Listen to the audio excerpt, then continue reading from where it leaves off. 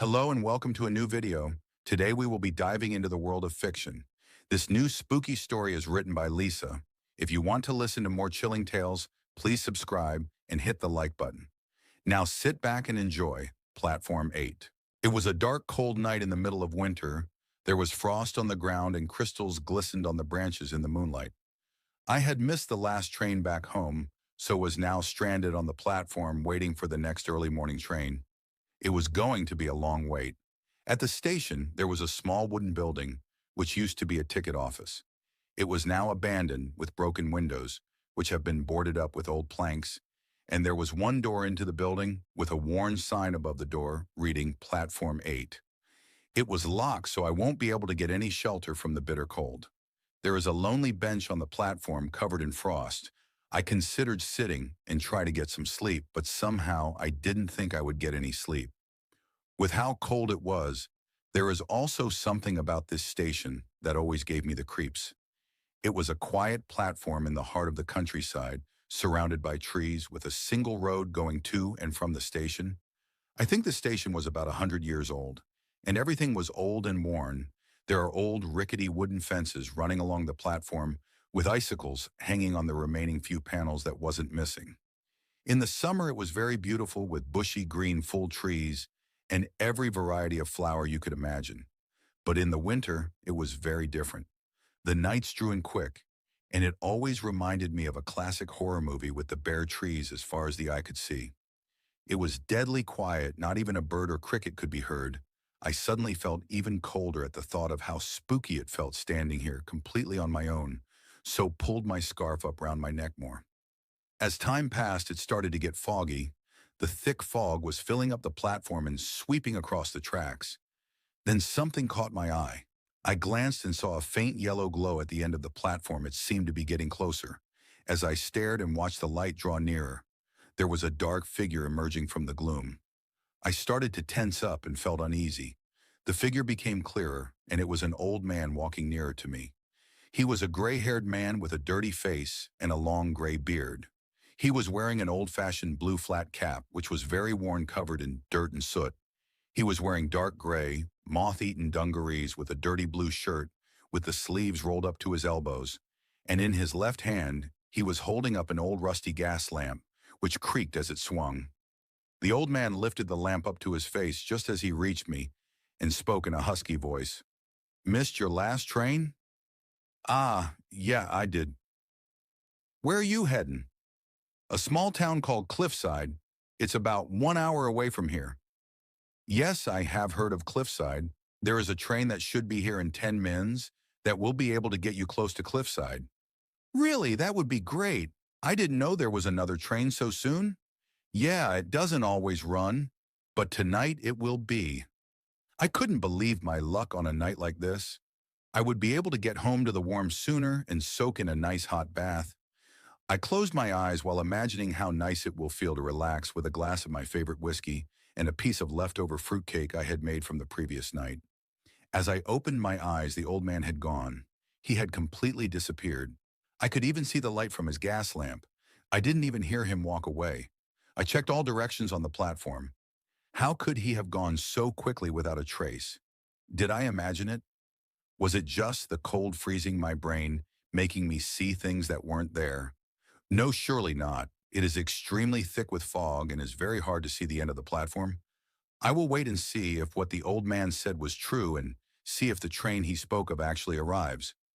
I checked my pocket watch. 5 minutes to wait. It seemed to be getting colder. The fog was even thicker, and I could barely see my hand in front of my own face. I didn't want to move in case I accidentally walked off the edge of the platform and broke something like my arm or leg. Then I could hear something.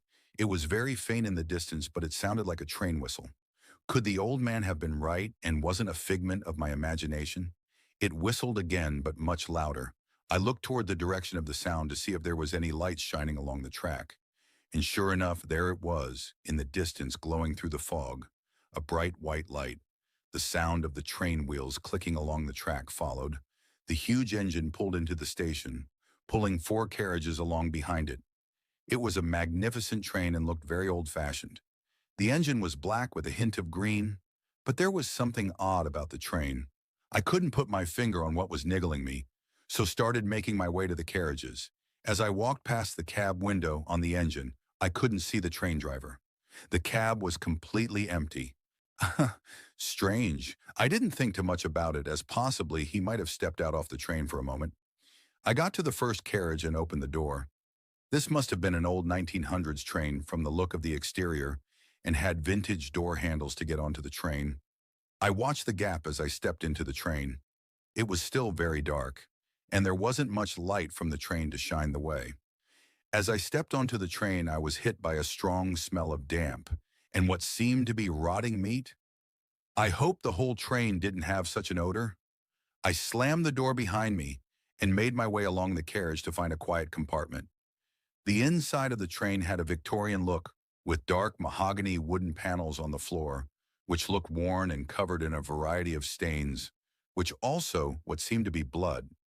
There were patches of mold in places which would explain the damp smell. It seemed like there hasn't been a cleaner here for years. I made my way along the corridor looking for an empty compartment, trying to not breathe in the disgusting fumes. There was a light hanging from the ceiling, which was flickering. There was a sudden jolt as the train started on its way again. It was deadly silent as it moved along the tracks. I came to the first compartment and peered in. There was one elderly woman sitting in there staring out the window. She had a green wool hat on with a matching green coat. She looked very stiff as she was sitting there clutching a small handbag on her lap.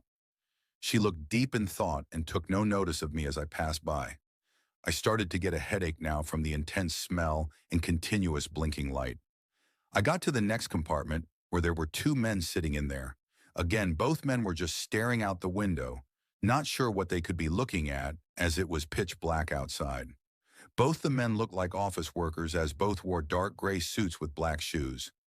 I couldn't believe that no one on this train had any winter clothing. It was freezing outside and bitterly cold on the train. I was shivering. There was even frost on the inside of the compartment windows, making it harder to see inside. What was even more bizarre, I couldn't see the cold breath from either of the men, and now I think of it, I didn't notice it from the woman in the other carriage either.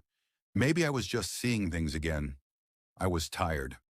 As I continued along the corridor, I felt even colder and was glad of my thick coat and scarf. Finally, an empty compartment, I opened the door and walked in. It was so cold I could feel it to the bone. The carriage didn't smell as strong as the corridor, or I was just getting used to the smell, and it seemed hazy within the room, as if some of the fog from outside was leaking through the windows.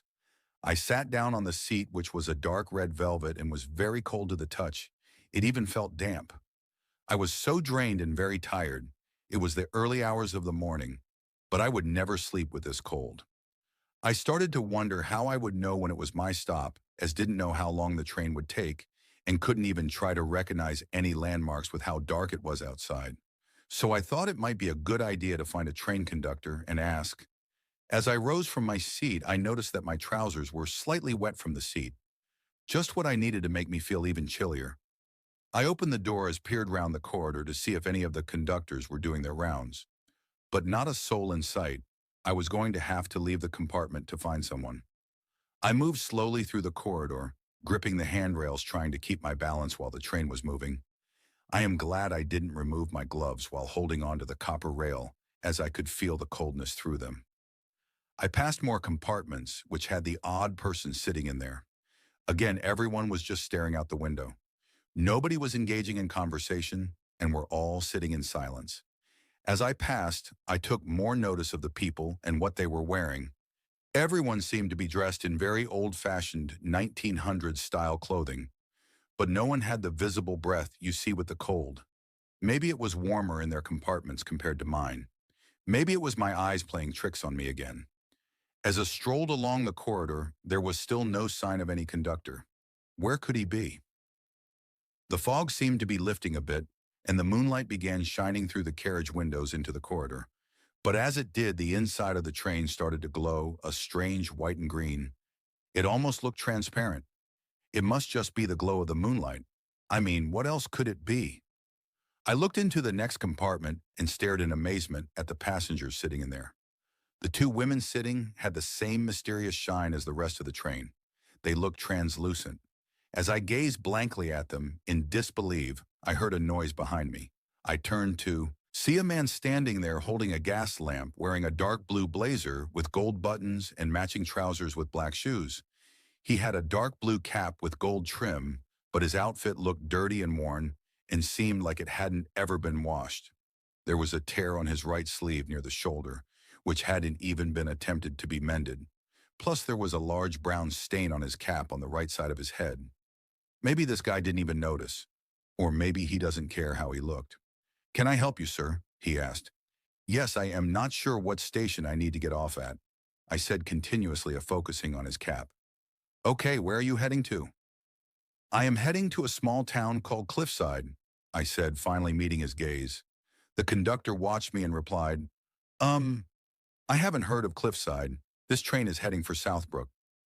Things were really getting strange. He said the train was going to Southbrook, but from remembering my history, the station at Southbrook was destroyed by a tremendous train derailment about 85 years ago, killing everyone on board, including some of the passengers waiting on the station platform. My grandfather always told how devastating it was, and was in all the papers. The station was shut down after that and never reopened, as far as I had thought anyway. "I thought that station had been closed," I said with a confused look. "No, sir. That station is fully functional and has been for many years." He replied, "Oh, okay, sorry, my mistake." Maybe I got it wrong, I thought. "Okay, I will get off at Southbrook." I said, "I think I just need to get off this strange train now." Everything about it was making me feel uneasy, and something was irritating me, but not sure what.